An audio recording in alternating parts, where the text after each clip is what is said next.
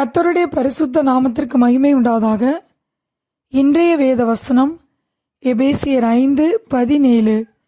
கர்த்தருடைய சித்தம் இன்னதென்று உணர்ந்து கொள்ளுங்கள்.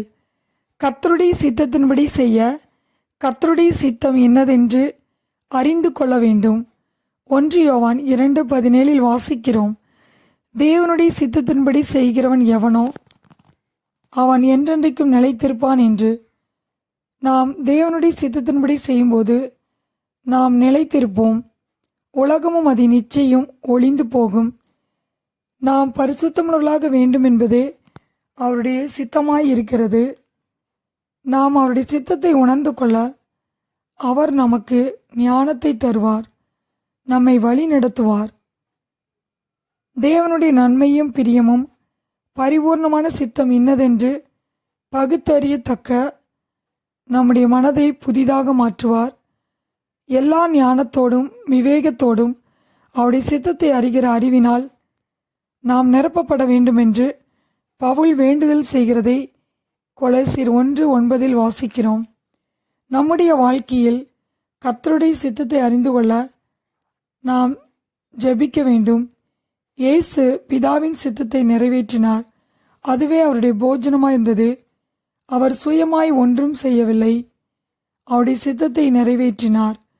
மத்தேயு 7:21 இயேசு சொல்லுகிறார், பரலோகத்தில் இருக்கிற என் பிதாவின் சித்தத்தின்படி செய்கிறவனே பரலோக ராஜ்யத்தில் பிரவேசிப்பான்.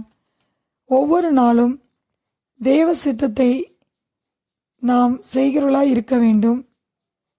அவருடைய சித்தத்தை நிறைவேற்ற நாம் அவருடைய வசனத்துக்கு கீழ்ப்படிய வேண்டும்.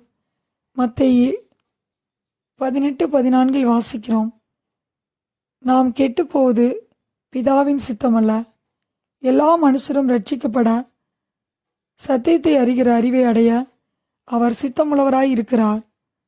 கொலோசியர் 4:12 வாசிக்கிறோம். எப்பாப்ராவும் தேவனுக்கு சித்தமானவர்கள் எல்லாவற்றிலும் தேரர்களாய் இருக்கும்படி தன் ஜெபங்களில் போராடுகிறான் என்று பவுல் சொல்லுகிறதை பார்க்கிறோம். ஆம் பிரியமானவர்களே, நாம் வேதத்தை வாசிக்கும்போது, நாம் ஜெபிக்கும்போது, அவருடைய வார்த்தைக்கு கீழ்ப்படியும் போது அவருடைய சித்தத்தை உணர்ந்து கொள்ளச் செய்வார். நாம் கெட்டுப்போவது அவருடைய சித்தம் அல்ல. அவருடைய சித்தத்தின்படி நாம் எவைகளை கேட்கிறோமோ ஜெபத்திலே அதற்கு அவர் செவி கொடுக்கிறார்.